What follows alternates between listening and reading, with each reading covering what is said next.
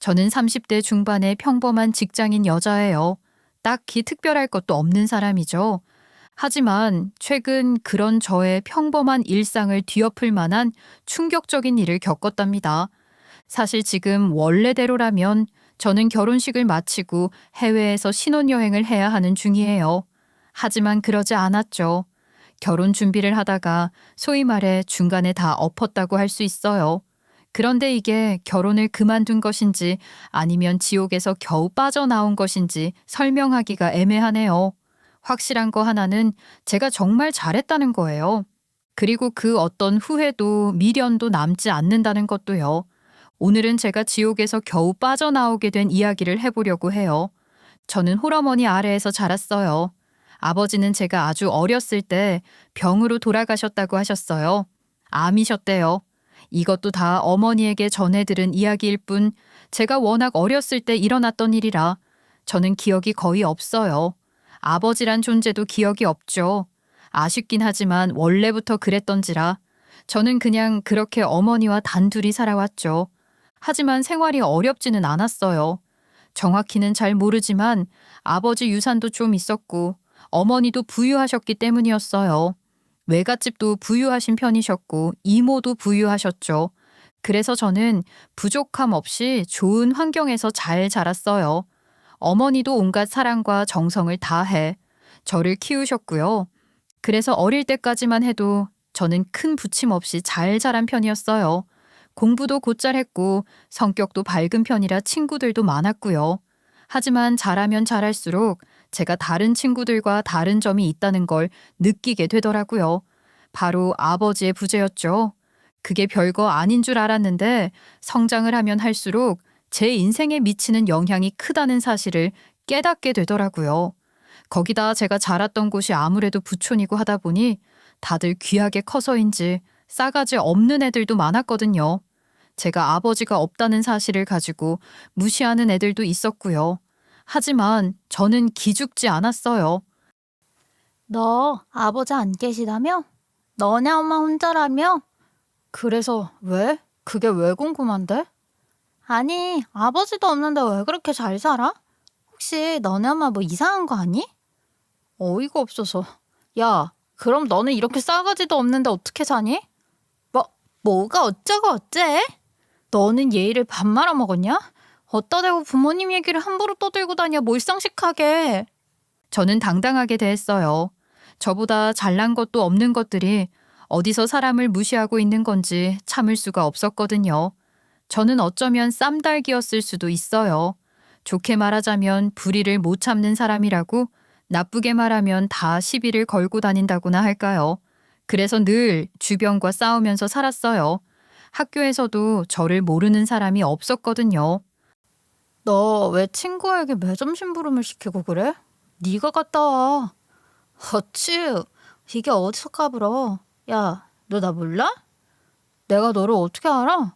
이게 힘만 믿고 나대는 주제. 선생님에게 말씀드릴까? 그렇다고 선생님이 저를 마냥 좋아하시는 것도 아니었죠. 학교에서 무시당하는 애를 보면 참지 않는 것처럼 또 선생님이 부당한 이야기를 하는 것도 참지 않고 대들었거든요. 선생님 입장에서는 한편으로는 괜찮다 싶으면서도 한편으로는 골치 아프고 건방지게 느껴지시기도 하셨을 거예요. 엄마는 그런 제 모습에 걱정을 많이 하셨어요. 저 때문에 학교에도 몇 번 불려가시기까지 하셨으니 얼마나 걱정이 많으셨겠어요. 미연아, 그냥 좀 사소한 건 넘어가면 안 될까? 응? 그 사소한 일의 기준이 뭔데? 엄마, 작은 거 하나 넘어가기 시작하면 결국 큰일이 터지는 거야. 모르겠어? 알아, 알지, 네 마음. 근데 이렇게 다 하나하나 걸고 넘어지면 너가 힘들어지잖아. 나 안 힘들어. 괜찮아. 사람들은 생각보다 번거롭고 귀찮은 일 싫어해. 그리고 그런 일 만드는 사람도 싫어하고. 엄마는 네가 혹시 그것 때문에 사람들한테 괜히 미움 살까 봐 걱정이야. 사실 엄마는 부잣집 딸로 곱게만 자라신 터라 이런 제 모습을 반은 이해를 하면서도 반은 또 이해를 못 하셨다고나 할까. 그냥 좋게 좋게 지내면 되지. 왜 굳이 그렇게 문제를 만들어가며 힘들게 사냐고 안타까워 하셨어요. 그러던 중 제가 중학교에 다닐 무렵 엄마에게 남자친구가 생겼어요. 남자친구라기보다는 엄마 옆에 얼쩡대는 분이 생긴 거였죠. 처음에 저는 그 존재 자체가 너무나도 못마땅했어요. 엄마에게 남자친구라니. 아무리 혼자가 되신 지 오래되었다고는 하지만 딸의 입장에서 그리 반가운 것만은 아니잖아요. 그분은 의료계 쪽 사람이셨어요. 그때 이모가 조금 아프셨거든요. 어디다 물어볼 곳도 없고 당장 입원을 할 병원을 수소문을 해야 해서 발을 동동 구르고 있다가 어머니가 결국 고민 끝에 연락을 하신 거였죠. 두 분은 대학 다닐 때부터 알던 사이였다나요? 그렇게 그분의 도움으로 이모는 무사히 입원을 해서 치료를 잘 받으셨어요. 그리고 병실에 그 아저씨는 뻔질나게 드나들었고요. 하지만 딱 보니 쑥맥이더라고요. 엄마는 의례적인 인사만 하고 눈길도 주지 않는데 앞에서 쓸데없는 말을 하면서 어버버거리다 얼굴만 붉어져서는 나가고 하는 폼이 아주 옛날부터 우리 엄마를 짝사랑하다가 말도 못하고 세월만 보낸 게 틀림이 없었어요. 그 모습이 너무 답답해서 또 오지랖퍼인 제가 나서고 말았죠. 저는 병실 문을 나서는 아저씨 옷깃을 잡고 음료수나 사달라며 병원 카페로 끌고 갔어요. 아저씨, 솔직히 말씀하세요. 저희 엄마 좋아하시죠? 나? 아니야. 미연이 너 누가 그래? 다 티나요. 아마 이 병원 사람들 다 할걸요? 진짜 답답하게 그러실 거예요? 티가 나냐? 네가 보기에도.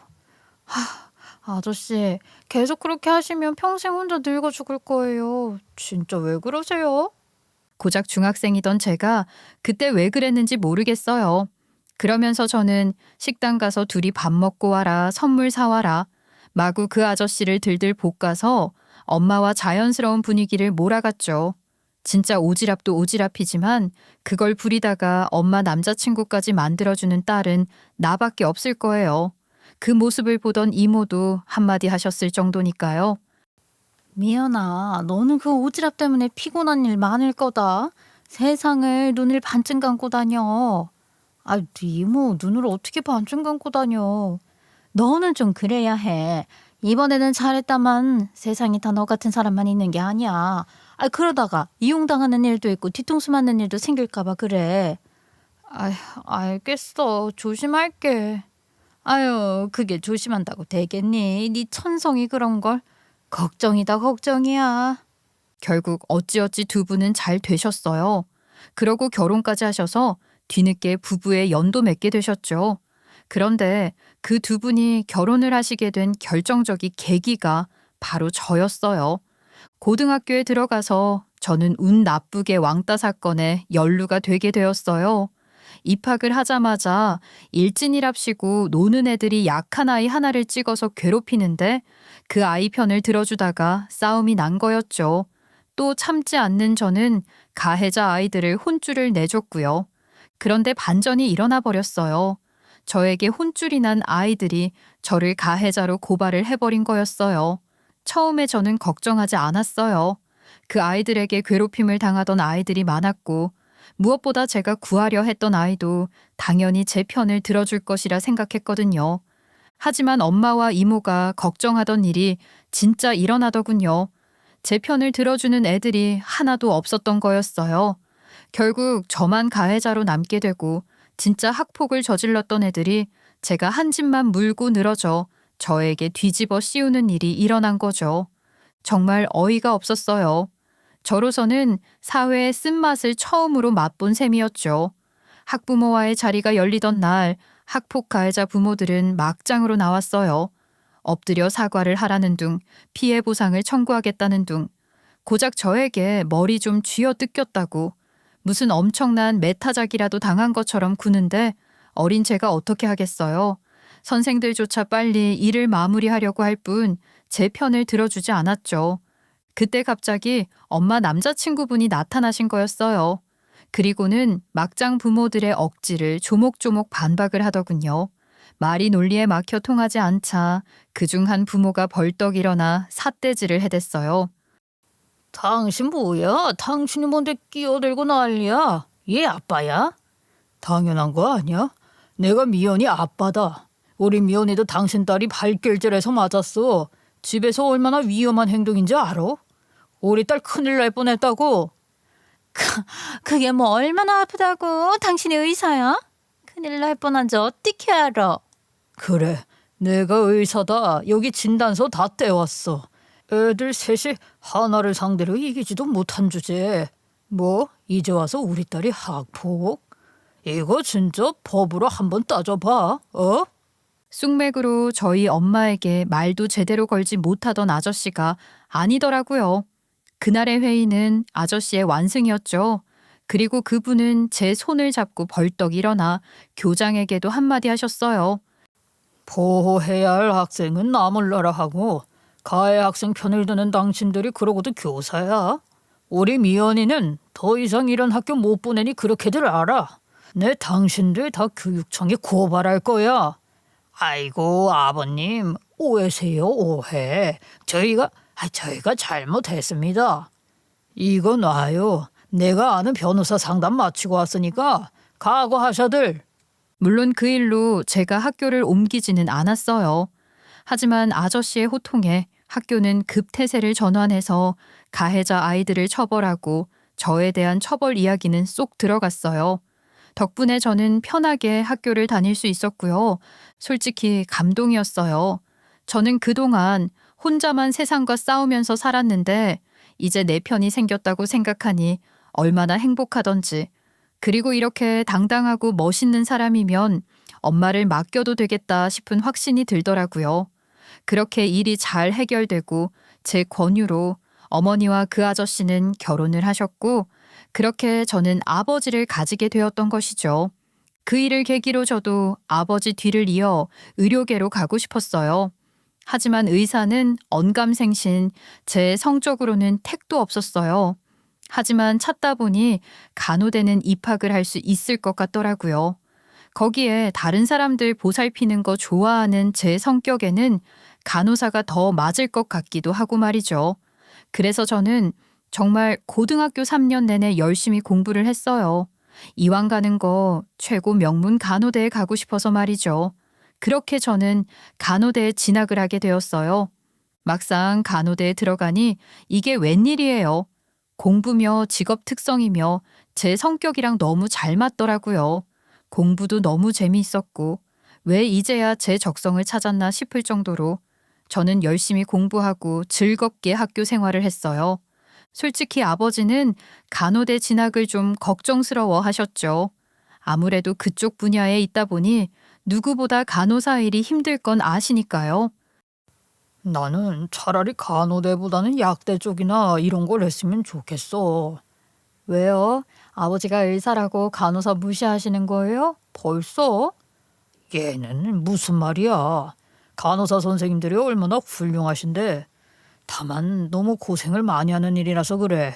가장 환자를 가깝게 돌보는 분들이시잖아. 그만큼 또 힘들기도 하고. 저도 알아요. 그래서 더 좋아요. 도움을 바로 줄 수도 있고 제 도움을 받고 나아지는 사람들 보는 것도 보람차고. 저 지금 너무 만족해요. 아버지도 결국은 제가 만족하는 걸 보고 지지해 주셨어요. 저는 정말 열심히 공부했고요. 지옥과도 같다던 병원 실습도 저는 그냥저냥 괜찮았어요. 제가 기가 세잖아요. 다른 친구들이 허둥대거나 할 때도 별로 멘탈에 영향을 받지 않았던 거죠. 그렇게 대학 생활을 마치고 저는 취업도 바로 할 수 있었어요. 간호대도 명문이었고 성적도 좋았던지라 유수의 좋은 대학병원에 바로 취업이 되었죠. 물론 신입 간호사 생활은 쉽지 않았어요. 영혼까지 다 하얗게 태운다고 해서 태움이라고 불리는 유명한 간호사들의 괴롭힘은 정말 상상을 초월했거든요. 거기에 상식을 뛰어넘는 진상 보호자들도 정말 어마어마하게 많았고요.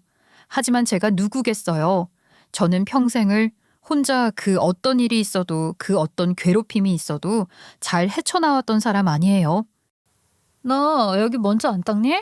그리고 이거 차트 누가 작성했어? 당장 안 나와?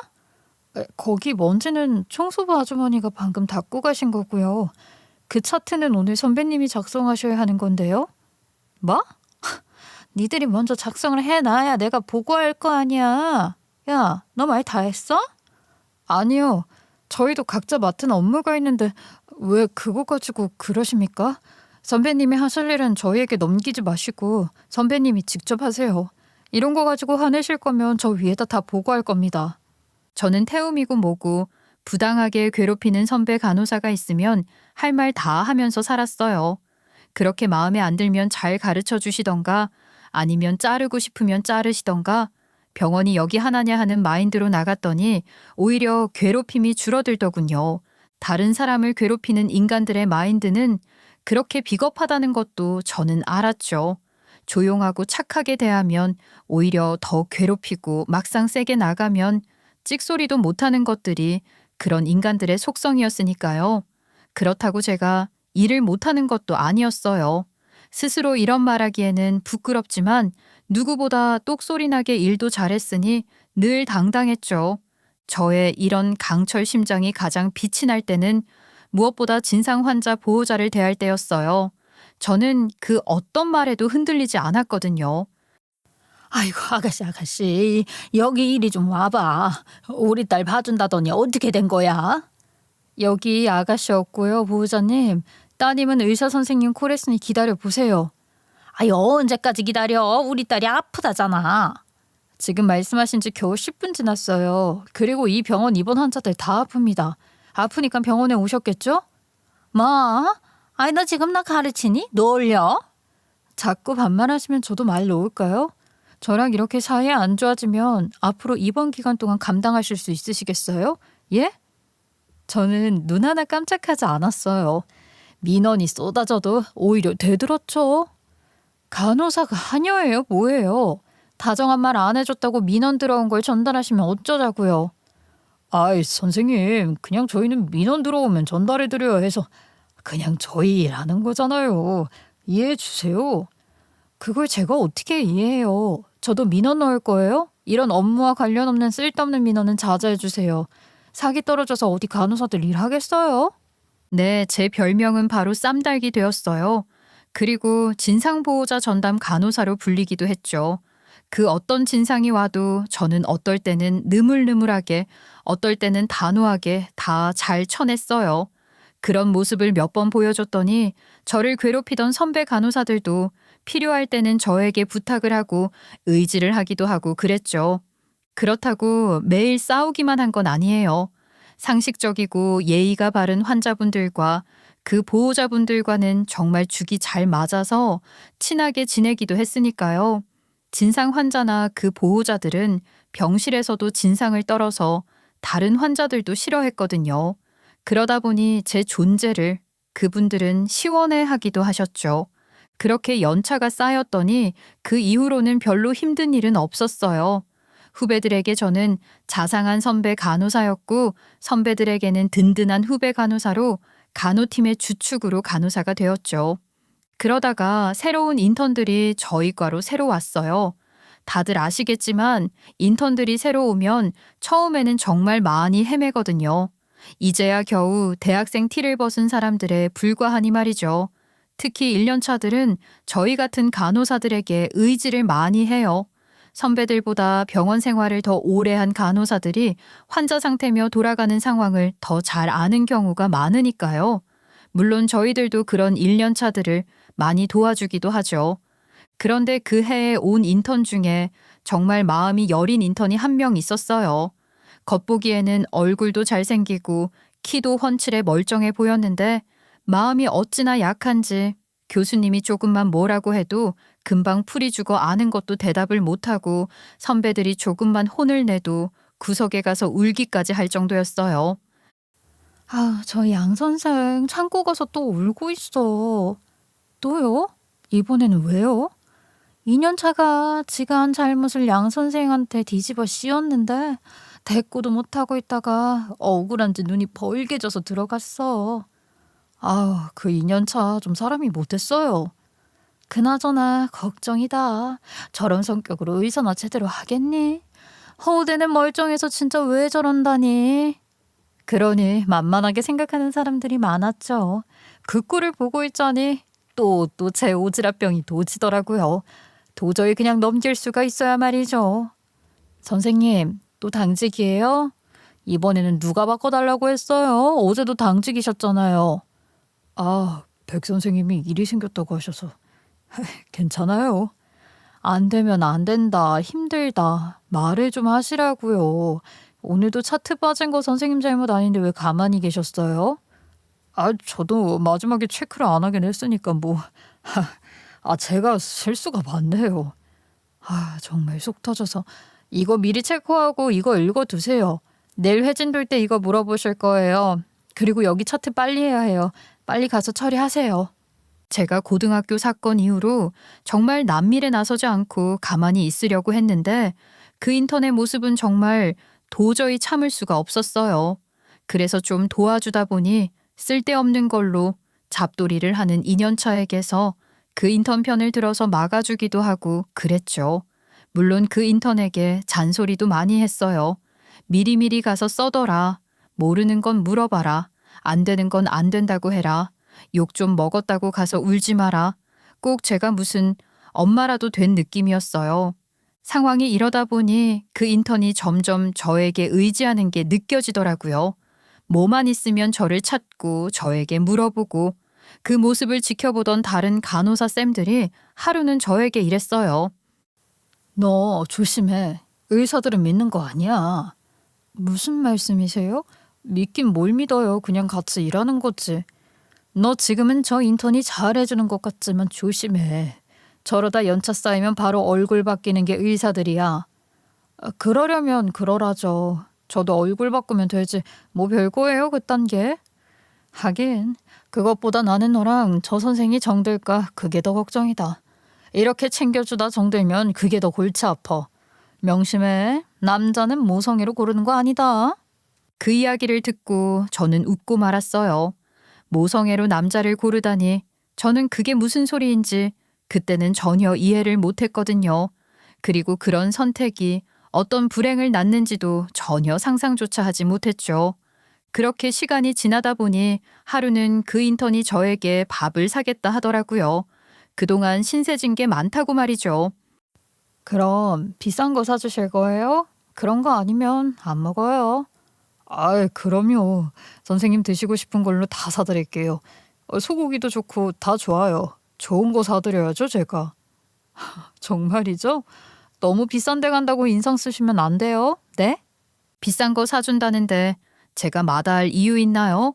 저는 최고급 한우집에서 만나 밥을 얻어먹었어요. 그 인턴은 거리낌 없이 밥도 사주고 잘 해주더라고요. 그렇게 밖에서 둘이 만나 밥을 먹고 놀다 보니 생각보다 재미있더라고요. 말도 잘 통하고 제가 뭘 하든 잘 맞춰주니까 저 역시 즐기게 되었어요.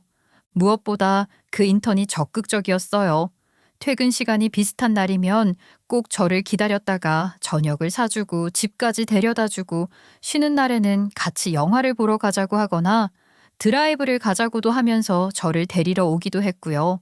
사실 저도 같이 놀 사람도 없겠다. 막상 만나서 놀면 재미있기도 하고 밥도 사주겠다. 처음에는 별 생각 없이 그냥 만나서 놀고 그랬어요. 하지만 그렇게 젊은 남녀가 자주 만나서 시간을 보내다 보면 결국 어떻게 되겠어요? 저희는 서로 정 들고 말았던 거죠. 나 사실은 미연 씨 마음 얻으려고 정말 노력 많이 했어요. 네? 저를요? 네. 늘 당당하고 열심히 일하는 모습이 너무 멋있어서 반했거든요. 제 마음 알잖아요. 그러니까 이제 우리 서로 사귀어요. 제가 정말 잘해줄게요. 이렇게 수줍게 고백하는 모습이 저도 싫지는 않았어요. 병원에서는 비록 마음 약하고 여려 보이기만 했지만 밖에서 만난 그 사람은 유머스럽고 자상하고 따뜻한 남자였거든요. 늘 누가 저를 부당하게 대우하지 않을까, 어디선가 옳지 않은 일이 일어나는 것은 아닐까, 나를 곤두세우고 사는 저와는 달리 이 사람은 유순하고 부드럽고 평온했어요. 저와는 다른 그런 포근한 성격이 저도 편안하게 만들어주는 것 같아 저도 그 사람에게 점점 끌리고 있었죠. 저는 결국 마음을 받아주기로 했어요. 그렇게 저희는 사귀게 되었던 거죠. 그렇게 연애를 시작하게 되었지만 저희가 사귀는 건 병원에 절대 비밀로 하자고 저는 남자친구에게 신신당부를 했어요. 절대 티도 내지 말라고 말이죠. 하지만 그게 되겠어요. 안 그래도 마음도 약한 사람이라 사귀고 나니 정말 티가 엄청나게 나더라고요. 그걸 눈치 빠른 사람들이 놓칠 리가 있나요? 몇몇 여우 같은 사람들이 살살 구슬렸고 남자친구는 결국 고작 며칠 만에 저희가 사귄다는 실토를 해버린 거였죠. 원래 병원은 누가 아침에 재채기만 해도 저녁에 폐렴에 걸렸다고 소문이 나는 곳이니 오죽하겠어요. 저희가 사귄다더라부터 시작해서 아예 결혼 준비를 한다더라는 소문으로 바뀌는데 시간이 얼마 걸리지도 않았어요. 저는 솔직히 짜증이 났어요. 같은 직장에서 사귄다는 소문이 나봤자 좋은 게 뭐가 있겠어요. 저는 남자친구에게 화를 냈어요. 아니, 내가 그렇게 조심하라고 했잖아. 이게 뭐야, 비밀이 어떻게 일주일도 못 가? 아니, 나는 티 안 냈는데 벌써 다 알고 와서 캐묻더라니까. 그러니까 어떡해. 알고 묻기는 뭘 알고 물어. 자기가 유도신문에 넘어가 놓고선. 왜? 나는 자기랑 사귄다는 거 알려줘서 좋은데. 그래야 마음 놓고 만나지. 아무리 말을 해도 남자친구는 그저 헤헤거리기만 했어요. 그런 남자친구의 태도를 보면서 문득 그런 생각이 들더라고요. 이렇게 그냥 매일 좋은 게 좋다는 식으로 지내는 게 과연 맞을까 하는 그런 의문이 말이죠. 거기에 저희가 사귄다는 소문이 도니까 이상한 소리가 들리기도 하더라고요. 다른 과에 있던 어느 간호사 선생님은 저를 불러 이런 이야기를 하기도 했어요. 그런데 선생님, 남자친구 너무 믿지 마세요. 사람은 좋은 게 다 좋은 게 아니니까요. 좀 너무 사람이 물에 물 탄 것 같은 점이 있죠. 그게 물인지 독인지 잘 보셔야 해요. 만만하게 보다가 오히려 선생님이 뒤집었을 수도 있다고요. 이런 찝찝한 말만 남기고 그 간호사 선생님은 더 이상 설명을 하지 않고 가더라고요. 거기에 다른 의사 선생님도 이런 소리를 했어요. 걔 완전히 마음아 보이던데 잘 보면 이게 알고 그러는지 모르고 그러는지 모르겠다니까요. 곰처럼 보이지만 여우일 수도 있어요. 그래서 곰이라는 거예요? 여우라는 거예요? 솔직히 아직 저도 모르겠어요. 같이 있다 보면 내가 나쁜 놈 같다가도 또 어떨 때는 하는 일 보면 일부러 저러나 속이 터져나가기도 하고. 아유, 일 배우는 속도가 좀 느려서 그래요. 이해 좀 해주세요, 쌤. 물론 그런 말 듣는다고 제가 다 휘둘리는 건 아니었어요. 원래 연애를 시작하면 온갖 말이며 소문이 다 떠도는 곳이었기 때문에 저도 반만 듣고 반은 흘려들었어요. 그리고 분명 남자친구에게도 저런 쌈달기랑 왜 사귀냐? 제 성격이 얼마나 더러운 줄 아냐? 이런 이야기가 갈 것이 분명했거든요. 하지만 그래도 피곤한 건 피곤한 거 아니겠어요. 점점 시간이 지나고 나니 이 사람의 단점도 솔직히 많이 보이더군요. 일처리가 야무지지 못하고 누가 무슨 소리를 하면 똑 부러지게 대답도 못하고 분명히 안 된다고 해야 하는데 혼자 일을 꼬이게 만들고 결국 그걸 해결하는 건 주변 사람들이었어요. 자꾸 그런 일이 반복되다 보니 어쩌면 그 사람을 갈구고 미워하던 선배들의 마음이 어느 정도 이해가 될 정도가 되더라고요. 저 역시 그 사람 여자친구라는 이유로 남자친구가 사고 친 걸 해결해야 했으니까 말이죠. 하지만 사랑에 눈이 멀어 있던 제가 또 무슨 수가 있겠어요. 그러려니 이해하고 넘어갈 수밖에 없었죠. 그렇게 1년 정도 사귀었을까 그 사람이 전문의 시험을 합격을 하고 결혼을 하자고 하더라고요. 저 역시 나이가 있었던 터라 그러겠다고 했어요. 어차피 소문도 다 났겠다. 차라리 결혼을 해서 딱 부러지게 잡고 사는 게 나을 것도 같았거든요. 그렇게 저는 남자친구의 집에 먼저 인사를 가게 되었죠. 남자친구네는 평범했어요. 그렇게 가난하지도 그렇다고 엄청 부자도 아닌 집이었어요. 하지만 그 어머니는 전혀 평범하지 않으셨어요. 제가 집에 들어서자마자 하는 이야기가 압권이었거든요. 너 집은 좀 산다며? 하긴 그 정도는 해야 의사랑 결혼을 할 생각을 하지. 네? 그게 무슨 말씀이세요? 어머, 얘 봐라. 간호사 주제에 수준 넘게 감히 의사와 결혼할 생각을 했으면 집에 돈은 좀 있어야 하는 거 아니야? 너도 그래가지고 우리 아들 만났을 거 아니야? 아, 아닌데요. 저는 석진 씨가 사귀자고 졸라서 만난 건데요. 아이고 맹랑하네. 뭐 우리 아들이 사귀자고 졸라? 네가 꼬셨으니까 우리 아들이 그랬을 거 아니니? 안 그러면 우리 아들이 왜 너 같은 간호사를 만나겠어? 진짜 어이가 없어서 간호사 주제라니.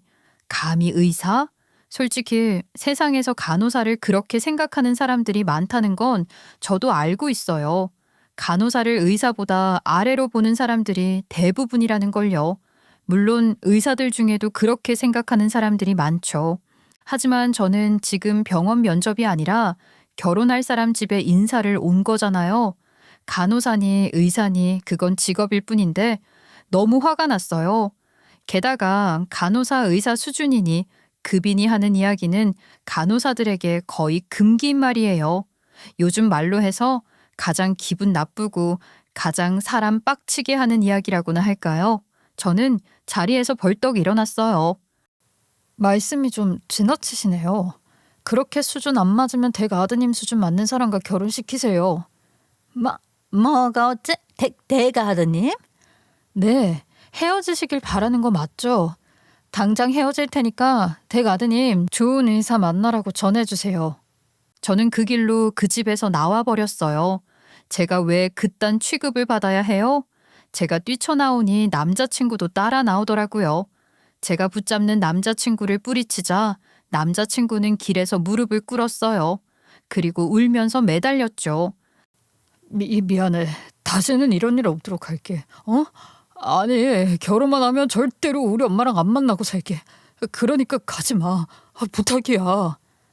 좀 부끄러우니까 일어나. 또 왜 울어? 진짜 난감하더라고요. 그러고 매달리는 남자친구를 매몰차게 외면하려니 저 역시 마음이 아프고 그렇다고 저런 집구석과 결혼을 하기에도 내키지 않았어요. 이 이야기를 했더니 엄마는 걱정을 하셨어요. 그 엄마 성격 보통이 아닌데 그걸 과연 네 남자친구가 정리할 수 있겠니? 중간에서 못하면 안 되는데. 일단 양 선생이 어떻게 나오는지 봐라. 너를 지켜줄 수도 있잖아. 기회를 한 번만 줘봐라. 의외로 아버지는 양 선생 편을 드시더라고요. 마음이 너무나 복잡했어요. 당장 구체적인 큰일이 일어난 것도 아닌데 헤어지자니 그렇고 그렇다고 결혼을 결심하기도 그렇고 선배 간호사 선생님들의 의견도 갈렸어요. 그래 봐야 결혼해서 애 낳고 살면 또 다 거기서 거기야. 처음에 잘해줘도 어차피 다 시자야. 기대하지 마. 네가 기선제압하고 딱 들어가면 다 똑같아. 아니다. 그래도 정도가 있지. 처음부터 그따위로 나오면 볼장 다 본 거다. 거기에 네 남친 그 선생님 성격으로 잘도 막아주겠다. 남자들 결혼하면 다 효자 되는데 믿지 마. 난 절대 말리고 싶다. 이럴 때 남자친구라도 중심이 확실하면 좋으련만 그것도 아니었어요. 그런 일을 계기로 어찌저찌 결혼 이야기가 오고 가기는 했는데 전에 들었던 마마보이 이야기가 떠오를 정도로 남자친구는 정말 자기 엄마에게 많이 휘둘리더라고요. 어쩌다가 집 구하는 이야기가 나와 둘이 한참 상의를 하고 대충 방향을 정해 좋다고 했다가도 바로 다음 날은 이랬어요. 우리 엄마가 그러는데 거기 별로래. 왜? 어제 자기가 다 좋다고 했잖아. 근데 우리 엄마 말로는 있잖아. 그게 한두 번이 아니었어요. 뭐든지 하나 겨우 정했다 싶다가도 다음 날이면 그놈의 우리 엄마가 그러는데 이러면서 말을 또 바꾸는데 환장할 노릇이었으니까요. 정해지는 건 하나도 없는데 매일 엄마 말에 휘둘리는 꼬라지를 보니 정말 한숨이 나더라고요. 겨우 식장을 알아보고 신혼여행지 이야기를 하면서 가고 싶은 곳을 정했는데 그것도 실컷 좋다고 하더니 지 엄마를 만나고 와서 다음 날 또 그 꼴값을 떨더라고요. 우리 엄마가 그러는데 정말 토가 나올 지경이었어요. 저는 그 자리에서 벌떡 일어났죠. 야, 그렇게 네 엄마 말대로 할 거면 네 엄마랑 결혼해서 평생 살아. 그러고 났더니 모르는 번호로 전화가 오더라고요. 바로 남자친구의 엄마였어요. 우리 아들이 너 없으면 죽는다고 울고불고 난리다. 아휴 어쩌니 자식 이기는 부모는 없다는데 일단 좀 보자. 왜 어머니가 저를 만나세요? 그 사람이 연락을 해야죠. 너 무섭다고 연락 못하겠다고 그러잖아. 아우 너도 진짜 독하다. 야. 애를 어떻게 저렇게 상처를 주니? 저는 도저히 안 되겠다 싶었어요. 아예 쐐기를 박아야 이 병신 같은 아들놈이고 그 엄마고 정리를 할 수 있겠다 하는 독한 마음이 들었죠. 그래서 이참에 아예 상견례를 하자고 했죠. 저는 아예 부모님들이 전부 다 같이 있는 자리에서 결판을 내기로 했어요. 남자친구 어머니와 상견례 날짜와 장소를 정하고 난 뒤 저는 엄마와 아버지에게 그간 있었던 일을 솔직히 다 털어놓았어요. 그렇게 치러진 상견례 날 남자친구의 엄마는 화려하게 꾸미고 도도하게 나타나시더군요. 그 옆으로 남자친구는 기가 죽어서 들어오고 남자친구 엄마는 자리에 앉자마자 막말을 해댔어요. 혼수는 얼마나 하실 생각이세요? 그거야 애들이 알아서 하겠죠. 그러자마자 남친 엄마의 얼굴이 확 구겨지더군요. 아니 무슨 경험 없는 소리예요. 간호사가 의사에게 시집을 오는데 성의 표시를 해야죠. 그게 대체 무슨 말씀이세요? 급을 맞추려면 한 10억은 들고 와야지요. 그 집 좀 사신다면서요?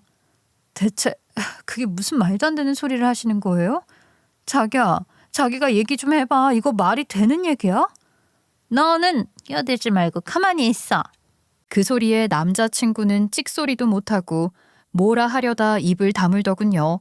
그리고 자신의 어머니가 기가 살아서 10억이 어쩌고 외제차가 어쩌고 헛소리를 하며 난리를 칠 때도 정말 말 한마디 안 하고 병신처럼 가만히 있었어요.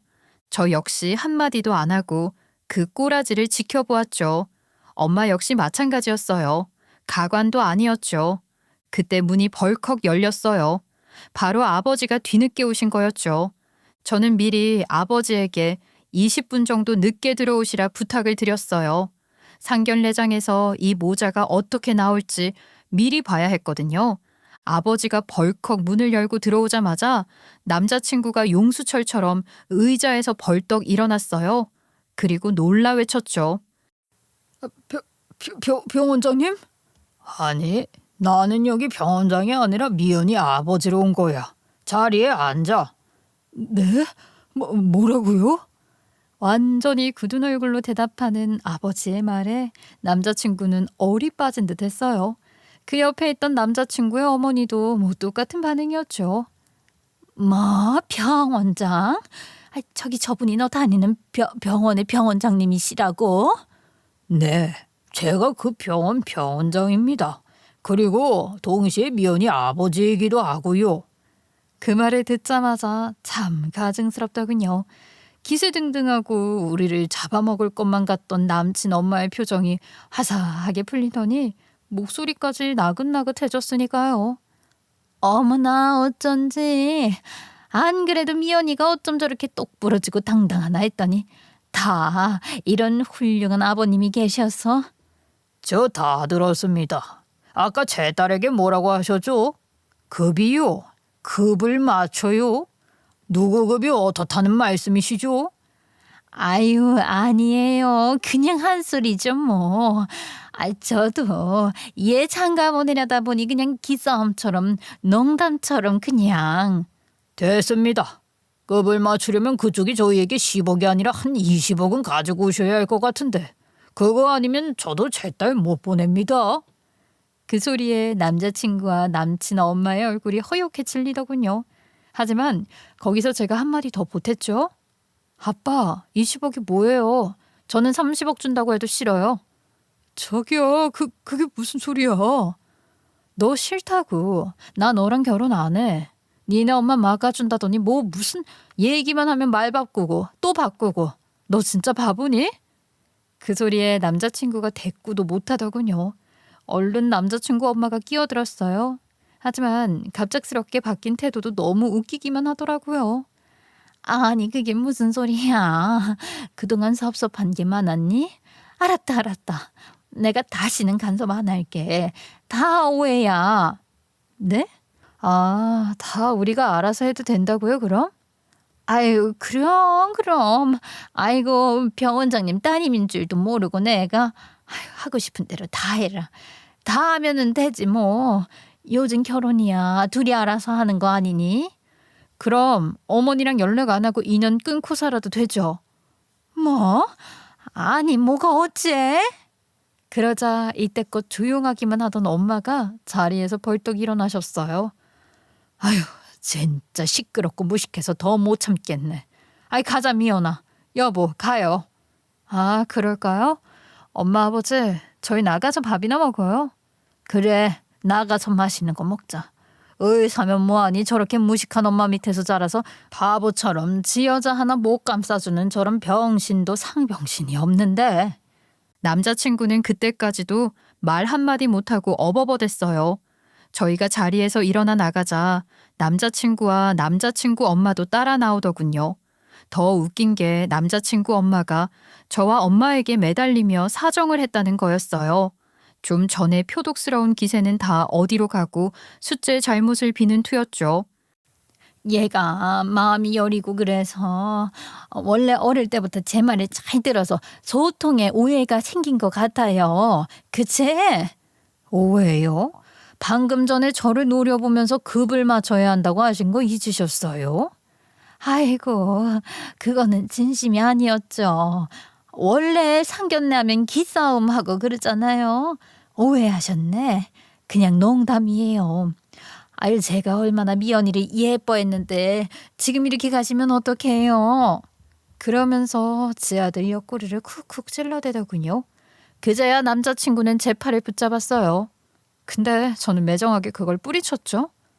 너, 니네 엄마가 잡으라면 잡고 헤어지라면 헤어질 놈이야. 내가 그런 너를 어떻게 믿고 사니? 아, 애초에 네 말을 믿은 내가 바보다. 자기야, 그러지 말고. 그저 놓게. 내 딸이 싫다잖아. 그때 아버지가 또 나서셨어요. 역시나 우리 아버지는 자상할 때는 한없이 자상하지만 또 카리스마가 있을 때는 강단이 넘치시는 분이셨죠. 아버지가 버럭하자 그 병신은 또 얼른 손을 놓더라고요. 정말 기가 찼어요. 한 번만 더 내 딸에게 손대면 그때는 안 참을 거니까 그렇게 알게. 아이고, 사돈, 사부인, 왜 이러세요? 화푸시고 이야기를 좀 다시 해봐요. 참 웃기시네. 아까는 그렇게 의사 아들 뒀다고 기세 등등 하시더니 왜? 우리 남편이 병원장이라고 하니까 바로 사돈 사부인으로 바뀌시네요. 참 천박하기도 하셔라. 결국 엄마가 모든 걸 정리해버리셨어요. 저희는 뒤도 돌아보지 않고 자리를 떠났죠. 그러고도 아버지는 제 걱정을 하셨어요. 하지만 저는 아무렇지도 않다고 했죠. 이미 질릴 대로 질려서 오만정이 다 떨어졌는데 제가 무슨 미련이 남았겠어요. 엄마가 그러시더군요. 걱정 말아요. 제가 어떤 애인데? 나 닮아서 남자 따위에 목매는 애가 아니야. 그치? 어머, 아버지 좀 신경 더 쓰셔야겠어요. 엄마는 아버지 별로 신경 안 쓰시는 것 같아요. 그러자 아버지 얼굴이 확 달아오르셨어요. 저희는 그렇게 농담을 하면서 맛있는 식사를 하고 집으로 돌아왔죠. 솔직히 제 속이 저라고 좋기만 하겠어요. 후회도 되고 제 자신이 바보 같기도 하고 여러모로 심경이 복잡하긴 했어요. 하지만 또 제 성격에서 가장 큰 장점은 한 번 되돌릴 수 없는 일은 다시는 생각하지 않는 거예요. 저는 딱 하루만 심란해하기로 하고 그 다음부터는 생각하지 않기로 했죠. 그리고 그 다음날 출근을 했더니 전 남자친구가 불이 나게 제가 있는 곳으로 찾아왔더라고요. 그러고는 꼴값 육값을 떨어댔죠. 왜 주말 내내 전화도 안 받아? 자기야, 화 많이 났어? 그러면서 제 손을 잡으려고 하는데 저는 손을 탁 뿌리쳤어요. 그리고 분명하게 주변에도 다 들리도록 말했죠. 양 선생님, 이제 저희 끝났어요. 모르시겠어요? 자꾸 이러시는 거 부담스럽고 불쾌하네요. 다시는 개인적으로 아는 척하지 말아주실래요? 아니, 왜 그래? 뭘 왜 그래요? 이제 저희는 아무 사이 아니라고요. 당연히 이 소문도 온 병원에 삽시간에 퍼졌어요. 그 인간은 당황하면서 계속 질척대고 저는 외면하고 그동안 그 인간 커버쳐 주던 거 이제는 일절하지 않았어요. 당연한 거 아닌가요? 지가 알아서 살아야지. 그러자 전 남자친구가 허둥대기 시작하고 쩔쩔매는데 그러던가 말던가 제 알바가 아니죠. 전 남자친구는 한동안 제 옆을 맴돌았어요. 하지만 저는 눈길도 주지 않았죠. 그러고 있으니 안 그래도 못하던 일을 더 덤벙대고 더 사고를 치고 난리가 나는 것 같더라고요. 심지어는 폭발한 선배가 멱살을 잡고 끌고 가는 일까지 생겼지만 저는 눈길도 주지 않았어요. 혼날 일 있으면 혼나고 그러면서 배우는 거 아니겠어요? 그런데 문제는 그 이후였어요. 선배에게 멱살을 잡히는 잡돌이를 당하고 난 다음 날 전 남자친구의 엄마가 병원으로 찾아왔다고 하더라고요. 기가 막히기도 하고 웃기기도 하고 결국 마마보이는 엄마를 못 벗어나는구나 싶었어요. 그 엄마가 선배를 찾아가 사과를 하라고 악을 쓰고 있다고 하더라고요. 가보니 의국 앞에서 그 엄마가 악을 쓰고 있고 그 기세에 눌린 선배 의사는 코너에 몰려 있더라고요. 전 남자친구는 또 지 엄마를 말리지도 못하고 쩔쩔매고 있고 또 제가 오지랖을 부려야 할 때가 온 거죠. 애도 아니고. 선생님 도움 필요하면 경비 불러드릴까요? 외부인 들어왔다고?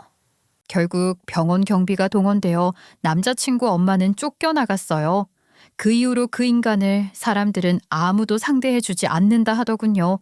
아예 사람 취급도 안 하고 말도 걸지 않는다고 말이죠. 그랬더니 전 남자친구는 그 다음 달로 슬그머니 사표를 내고 병원에서 사라졌어요. 나중에 저에게 전화가 한 번 오기는 했어요. 지겨운 레파토리였죠. 용서를 해달라, 자기를 받아주면 자기가 엄마랑 끊고 살겠다. 자기는 진심으로 저를 사랑했네, 어쨌네. 저는 간단히 대꾸했어요. 야, 버스 떠났어. 짜증나니까 전화 끊어. 저희가 헤어지고 저의 전 남자친구 엄마가 병원에 찾아와 소동을 벌인 일이며 그 인간이 사표를 낸 일까지 이 소문은 한동안 병원에서 핫한 소식이었어요. 이해는 됐어요. 제가 생각해도 얼마나 재미있는 일이에요. 저 같아도 너무 재미있어서 찾아들을 이야깃거리이기는 했죠. 하지만 소문에 살이 붙는 게 문제였죠. 그중에는 우리 집이 너무 가난해서 헤어졌다더라. 전 남자친구 엄마랑 내가 한판 붙었다더라. 제가 그 남자 어머니 뺨을 때렸다더라. 이런 소문까지 번졌어요. 그나마 그건 약과였죠. 제가 너무 가난해서 전 남자친구에게 차였다더라. 라는 소문이 돌더니 제가 빚이 많다는 소문이 붙더라고요. 어이가 없었어요. 솔직히 제가 없는 집 자식은 아니잖아요. 옷도 잘 입고 다녔고 엄마와 아버지가 대학 입학이며 입사 선물로 사주신 명품백도 있어서 들고 다녔거든요. 그랬더니 그게 소문에 소문이 붙어서 그게 다 빚이라더라. 사치를 너무 좋아해서 빚이 어마어마하다더라. 이런 소문까지 퍼지는데 난감했어요. 이걸 아니라고 하자니 믿을 것 같지 않고 그렇다고 가만히 있자니 점점 저를 이상하게 보는 사람들이 있을 것 같아서 또 곤란했죠. 그런데 어느 날 퇴근 준비를 하고 있는데 병원 복도가 부산스러웠어요. 옷을 갈아입고 나오던 저는 복도에 서 있는 아버지를 발견했죠. 저는 의아했어요. 갑자기 나타난 병원장 때문에 저희과는 물론 그 층 전체 의사 선생님들이 달려오고 난리가 났더라고요. 아버지는 저를 보자마자 환하게 웃으며 손을 들었어요. 미연아, 가자. 나 너랑 퇴근하려고 오늘 기다렸다. 아유, 아빠. 아니, 미리 전화를 하시지. 왜 여기서 기다리고 있어요? 그 순간 저는 아버지가 직접 찾아온 이유를 바로 깨달았어요. 무심결에 제 입에서 나온 아빠라는 말 한마디에 제 주위가 정적에 잠겼다는 걸 알았거든요. 그제야 아차 싶어 돌아봤더니 모든 의사며 간호사며 할 것 없이 얼굴이 경악 그 자체더라고요. 네, 저는 그동안 제가 병원장의 딸이라는 걸 철저하게 숨겨왔어요. 사실 또 그렇잖아요. 딸이라고 하기에도 그렇고 그렇다고 딸이 아니라고 하기에도 그렇고 나름 복잡한 사정이 있는데 엄마까지 구설수에 휘말리게 하고 싶지는 않아서 아버지에게도 부탁을 해 철저하게 숨긴 것이죠. 하지만 어떻게 저에 대한 소문을 들었는지 아버지가 오늘은 저를 위해 직접 나섰던 것이었어요. 부장이며 과장 의사 선생님들은 물론 수간호사 선생님들까지 전부 서서 인사를 하자 아버지는 인자하게 웃으며 손을 내저었어요. 아이, 오늘은 내가 딸내미랑 같이 퇴근해서 갈 곳이 있어서 온 거야.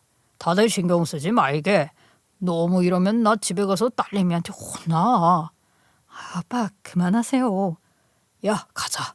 엄마 선물 사러 가야 해서 온 거니까 같이 가서 좀 고르자. 이번에도 이상한 거 사오면 나 또 엄마한테 혼난다. 집에 가서 얘기해도 되잖아. 아유, 왜 여기까지 와서 이래. 아이고, 진짜 그만 구박해라. 나 이제 비밀 지키는 거 힘들어. 나도 딸내미랑 같이 퇴근도 하고 싶고 같이 밥도 먹고 싶다. 아이, 가자 가자. 아버지는 제가 그 인간이랑 헤어지고 구설수가 붙을까봐 길을 살려주시려고 그러신 거였어요. 사실 이 병원에서 먼저 일을 한 건 저였어요. 제가 일을 한 뒤로 아버지가 여기 병원장으로 오신 거였죠. 네, 엄마랑 재혼하신 아버지는 의사일 뿐 아니라 집안이 어마어마하신 분이셨어요. 무려 병원 재단을 가지고 있는 집이라 얼마 전 그 재단을 물려받아 병원장으로 취임을 하신 거였죠. 그날같이 저녁을 먹으며 아버지는 엄마와의 과거를 이야기해 주시더군요. 원래 어머니와 아버지는 대학 시절 만나 사귀게 되셨다고 하셨어요. 아버지가 엄마에게 첫눈에 반해 오래 쫓아다니셨고 정말 사랑하셨다고도 하셨어요. 하지만 아버지 집안이 반대를 하셨다고 하셨어요. 어머니 집안도 부유한 편이었지만 아버지 집안이 워낙 엄청났으니까. 그리고 그 사이에서 아버지는 어쩔 줄 몰랐다고 하셨대요. 워낙 엄한 집안에서 자라 무서운 아버지 말씀을 거역하지도 못하고 그렇다고 어머니를 완벽하게 감싸주지도 못하고 그런 모습을 보자마자 저희 엄마가 그럼 나도 싫다 이러면서 그냥 박차고 나와서 우리 아버지랑 결혼을 하신 거였죠. 그러다가 너네 아버지가 아파서 연락이 왔더라고. 그때 다시 만났지. 그러다가 니네 아버지 돌아가시고 나서 나는 어떻게든 니네 엄마 옆에 있으려고 했어. 에휴, 그럼 그때라도 진작에 좀 있지 그러셨어요? 야, 임마, 그게 되냐? 너네 엄마가 얼마나 매몰차게 연락을 끊었는데. 그러고 있다가 너희 이모님이 아프시다고 하셔서 다시 연락이 왔더라고. 그때 겨우 다시 만나 미연이 네 덕분에 잡았지. 아이, 그러면 엄마 때문에 평생 결혼도 안 하신 거예요? 돌아보지도 않은 여자 뭘 믿고 그러셨어요? 아무리 그래도 니네 엄마만한 여자가 없는 걸 어쩌냐. 할 수 없지. 그러고 아버지는 제가 도와주지 않았으면 평생 후회하면서 혼자 살았을 거라고 하셨어요. 그러시면서 저에게 이러셨죠. 너는 젊을 때 엄마랑 똑같아. 그 녀석 아마 죽도록 후회할 거다. 하지만 그런 놈이 후회를 하든지 말든지 제가 알바겠어요. 저는 별로 신경 쓰고 싶지도 신경이 쓰이지도 않았어요. 아빠의 그 이벤트 덕분에 저를 둘러싼 지저분한 소문은 거짓말처럼 사라졌어요. 대신 어쩐지 당당하더라, 역시 똑똑하더라 하는 이야기만 돌았죠. 그리고 이런 저와 헤어진 전 남자친구가 얼마나 바보 같았는지가 또 한동안 사람들 입방아에 오르내리는 것 같았고요. 그러고 몇 달 지났을까 그 바보 같은 놈 엄마가 저를 찾아왔더군요. 아주 초췌해진 모습으로 병원 앞에서 기다리고 있다가 제가 퇴근하는 걸 보고 달려와 매달리며 사정을 했어요. 아유, 제발 부탁이니까 내 아들 연락처만이라도, 응? 연락처만이라도 알려주면 안 될까? 무슨 헛소리를 하세요? 아줌마 아들 연락처를 왜 저한테 찾으세요? 전 그런 인간이랑 연락 안 한 지 오래예요. 내 아들이 사라졌어. 완전히 나랑 연락 끊고 집 나가서 아예 인연을 끊어서 그래. 너도 어디 있는지 모르니? 그러고 우는데 그걸 처량하다고 해야 할지, 불쌍하다고 해야 할지, 자업자득이라고 해야 할지, 이야기를 듣고 보니 진짜 인연을 끊고 나가버린 것 같더라고요. 사실 저랑 그게 무슨 상관이겠어요? 저는 그냥 무시해버렸죠. 훨씬 전에 차려야 할 정신을 그제야 차렸으니 늦은 감은 있지만 알아서 어디선가 잘 살겠죠. 나중에 소문을 들어보니 어디 지방에 가서 전문 일을 하는 중이라고 하던데 거기가 어딘지도 저는 잘 몰라요. 솔직히 관심도 없고요. 저는 지금 아버지와 엄마와 함께 여행 준비를 하고 있어요. 오래 일하기도 했고 좀 이래저래 지친 것도 있어서 간만에 긴 휴가를 냈거든요. 그래서 오랜만에 엄마와 단둘이 여행을 가겠다고 했더니 아버지가 울상이어서 결국 같이 가기로 한 거죠. 가서 저는 푹 쉬고 앞으로 더 행복하게 살 힘을 얻어서 돌아올 생각이에요. 자기가 가진 걸 더 가지려고 하다 보면 아무것도 못 가지게 된다는 말이 있죠. 조금만 욕심을 버리고 조금만 더 내려놨다면 사람은 어쩌면 지금보다 더 많은 걸 가지게 될지도 모르죠. 하지만 더 많이 가지려고, 더 많이 얻으려고 몸부림을 치면 칠수록 오히려 가진 걸 전부 잃을지도 모르고요. 그래서 저는 앞으로 조금 가볍고 조금은 내려놓으면서 살아보려고 해요. 그래야 조금 더 행복해지고 또 즐겁게 살 수 있을 것 같아서요. 저의 이런 미래를 응원해 주시고 격려해 주실 수 있으실까요? 그러면 더 행복한 미래를 보낼 수 있을 것 같네요. 긴 이야기 들어주셔서 감사해요. 여러분들도 늘 행복하시고 건강하세요.